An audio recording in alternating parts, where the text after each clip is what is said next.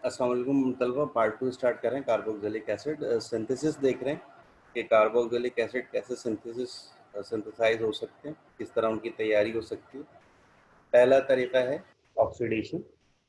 Oxidation आपको बहुत ही, ये एक ऐसा कॉमन मेथड है जो कि आपने पहले ही पढ़ा होगा कि अगर हम किसी एरोमेटिक कंपाउंड जैसे पैरानाइट्रोटोलीन है, इसकी ऑक्सीडेशन करें तो जो इसमें CH3 ग्रुप है, ऑक्सीडेशन की वजह से COOH में कन्वर्ट हो जाता है। तो आमतौर पर सब्स्टिट्यूटेड अल्काइल एरोमेटिक कंपाउंड्स या सब्स्टिट्यूटेड अल्काइल बेंजीन की ऑक्सीडेशन पर हमें कार्बोक्सिलिक एसिड हासिल होते हैं। दूसरा अल्कोहल है, प्राइमरी अल्कोहल की ऑक्सीडेशन करें तो भी हमें कार्बोक्सिलिक एसिड हासिल होते हैं। इसी तरह से अगर हमारे पास एल्डिहाइड हो, उसकी ऑक्सीडेशन करें तो भी हमारे पास कार्बोक्सिलिक एसिड हासिल होते हैं। नेमिंग साथ में दी हुई, आप देख सकते हैं इसको। तो अल्कोहल से और एल्डिहाइड से हम कार्बोक्सिलिक एसिड तैयार कर सकते हैं। और इस तरह से ये एक और तरीका दिया हुआ है कि अगर हमारे पास कोई नाइट्राइल हो, CN ग्रुप जो है ये नाइट्राइल कहलाता है। अगर हमारे पास एक कंपाउंड है जिसमें अल्काइलाइड कहें, अल्काइलाइड है, अगर हम उसे सोडियम साइनाइड के साथ रिएक्शन कराते हैं तो यहाँ पर क्लोरीन निकल जाता है, सोडियम क्लोराइड बना लेता है, सोडियम और क्लोरीन मिलकर सोडियम क्लोराइड, और साइनो ग्रुप क्लोरीन की जगह पर आकर लग जाता है। जब इस साइनो ग्रुप की कंपाउंड की बेस की मौजूदगी में, और पहले बेस के साथ हाइड्रोलिसिस की जाती है, फिर एसिड इसमें दिया जाता है, तो ये CN ग्रुप COOH में कन्वर्ट हो जाता है। जैसे यहाँ पर ये कंपाउंड है इबोफ्रिन, आप लोग नाम से ब्रोफिन के नाम से आप लोग याद वाकिफ होंगे। ब्रोफिन जो है एक ऐसी दवाई है जो बुखार और सर दर्द वगैरह में इस्तेमाल होती है। तो इसका जो एक्चुअल नेम है वो इबुप्रोफिन है, इबुप्रोफिन। तो ये एक कार्बोक्सिलिक एसिड का कंपाउंड है। तो साइनाइड, अल्काइल हैलाइड से साइनाइड और साइनाइड से कार्बोक्सिलिक एसिड तैयार हो सकता है। अच्छा, अब उसने लिखा है best with primary halide because elimination reaction occur with secondary और टर्शियरी अल्काइल, यानी प्राइमरी अल्काइल हैलाइड के साथ रिएक्शन सबसे अच्छा इसका हमें मिलेगा। अच्छा, अब यहाँ पर न्यूक्लियोफिलिक असाइल सब्स्टिट्यूशन रिएक्शन, ये जो न्यूक्लियोफिलिक ग्रुप है वो जब रिएक्शन करता है तो क्या होता है, न्यूक्लियोफाइल किस तरह से इसकी सब्स्टिट्यूशन करता है। अल्डिहाइड या कीटोन में हमने देखा था कि जब न्यूक्लियोफाइल अटैक करता है तो एडिशन हो जाता है, बॉन्ड टूटता है और OH और न्यूक्लियोफाइल अटैक हो जाता है।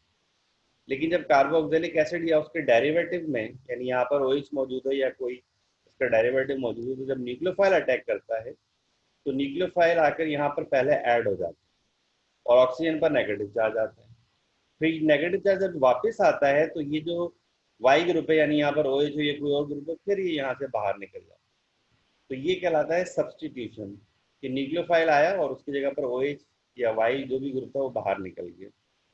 तो ये कार्बोक्सिलिक एसिड में रिएक्शंस होते हैं कि जब कोई न्यूक्लियोफाइल कार्बोक्सिलिक पर अटैक करता है तो सब्स्टिट्यूशन होता है, OH निकल जाता है और न्यूक्लियोफाइल आ जाता है। जबकि एल्डिहाइड और कीटोन में यहाँ पर एडिशन हो जाता है और न्यूक्लियोफाइल ऐड हो जाता है। अच्छा, इसी तरह से अल्डिहाइड और कीटोन के अल्डिहाइड और कीटोन में जैसे कार्बन लिविंग ग्रुप है, ये लिविंग ग्रुप है, ये यहाँ से निकल जाएगा, लेकिन अल्डिहाइड और कीटोन में हाइड्रोजन या अल्काइल ग्रुप एक लिविंग ग्रुप नहीं है। ये उसने यहाँ पे थोड़ा सा अलग से बताया। अब ये एक रिएक्टिविटी का ऑर्डर दिया हुआ है कि कार्बोनाइल के कार्बोक्सिलिक एसिड के जो मुख्तलिफ कंपाउंड्स हैं वो किस तरह से उनकी रिएक्टिविटी है। तो इसमें सबसे ज़्यादा जो रिएक्टिव है, यानी रिएक्टिविटी इस तरह इंक्रीज हो रही है, एसिड हैलाइड या एसिड क्लोराइड सबसे ज़्यादा रिएक्टिव है। उसके बाद एसिटिक एनहाइड्राइड या एसिड एनहाइड्राइड वो रिएक्टिव होते हैं। उससे कम थायोस्टर, उससे कम ईस्टर, और सबसे कम जो है अमाइड। रिएक्टिव सभी होते हैं लेकिन आहिस्ता आहिस्ता जो है वो रिएक्टिविटी कम होती है। तो ये एक ऑर्डर दिया हुआ है जो कि आपको याद रखने की ज़रूरत नहीं है, सिर्फ इसको थोड़ा सा याद रखें कि किस तरह से मुख्तलिफ फंक्शनल ग्रुप रिएक्टिविटी ऑर्डर उनका बना है।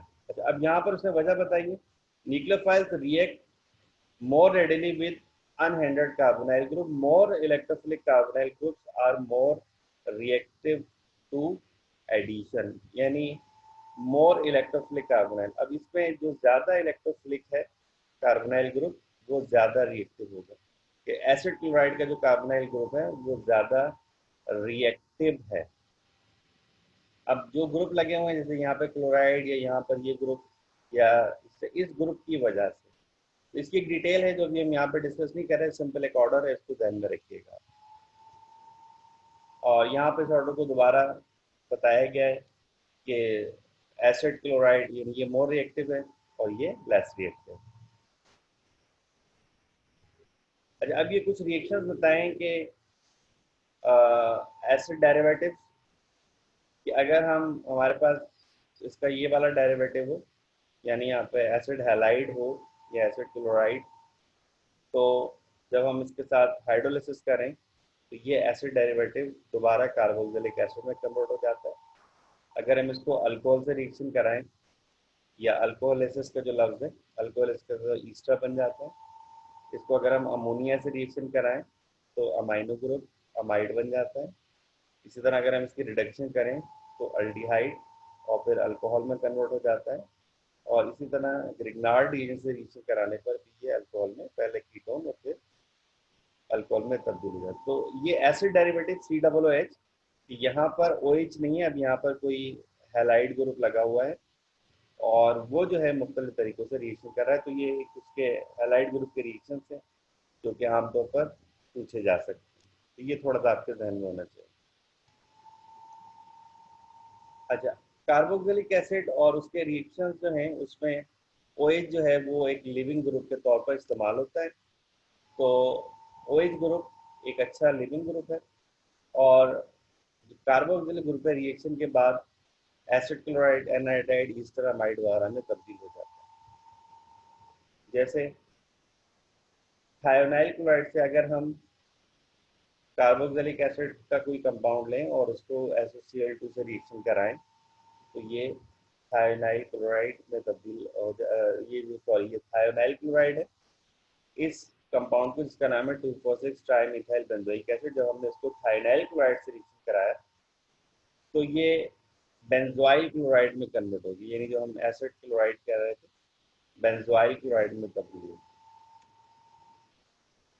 तो इस तरह से कार्बोक्सिलिक एसिड थायोनाइल क्लोराइड से रिएक्शन करके बेंजोइल क्लोराइड में तब्दील हो जाता है, जिसको जनरली हम एसिड क्लोराइड के नाम से जानते हैं। इसी तरह से अगर हम बेंजोइक एसिड को या कार्बोक्सिलिक एसिड को अल्कोहल से रिएक्शन कराएं, जो कि आप लोग के लैब में भी किए हैं, जब हम इसको अल्कोहल से रिएक्शन कराते हैं तो ये ईस्टर में कन्वर्ट हो जाता है, स्टेरिफिकेशन हो जाता है। इसका नाम फिशर, ये साइंटिस्ट का नाम जिसने ये रिएक्शन तैयार किया। तो कार्बोक्सिलिक एसिड अल्कोहल से हीट करने पर ईस्टर ग्रुप में तब्दील हो जाता है। इसी तरह से कार्बोक्सिलिक ग्रुप की अगर हम रिडक्शन करें तो अल्डिहाइड में कन्वर्ट हो जाते हैं, जो फर्दर रिडक्शन के बाद अल्कोहल में तब्दील हो जाते हैं।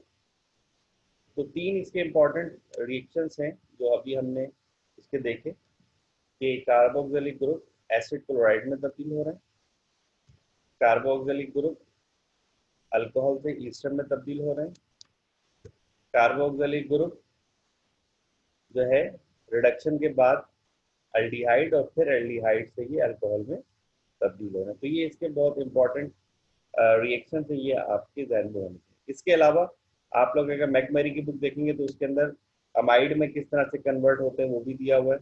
तो एक दो रिएक्शन वो भी है, वो भी आप इसमें देख लीजिए। तो यहाँ पर ये कार्बोक्सिलिक ग्रुप जो है इसका पार्ट 2 कंप्लीट हो जाता है। कार्बोक्सिलिक ग्रुप का मैंने ऑलरेडी भी लेक्चर डाला हुआ है, तो वो आप लोग जो है वो भी नोट कर लीजिएगा। तो ये सारे लेक्चर्स मैं डाल रहा हूँ और अभी इसकी डिटेल जो है ये आपके पास थोड़ी देर में आ जाएगी। तो अब आप लोग ये देखिएगा, अल्डिहाइड, कीटोन, कार्बोक्सिलिक एसिड और ईस्टर, ये चारों फंक्शनल ग्रुप, इसके लेक्चर्स अब मैं यूट्यूब पे अपलोड कर रहा हूँ। आप लोग ये सारे लेक्चर्स सुने और इसके बाद इसके मॉडल क्वेश्चंस देखें और इंशाल्लाह वेडनेसडे की क्लास में इस सबको हम दोबारा डिस्कस करेंगे। Thank you.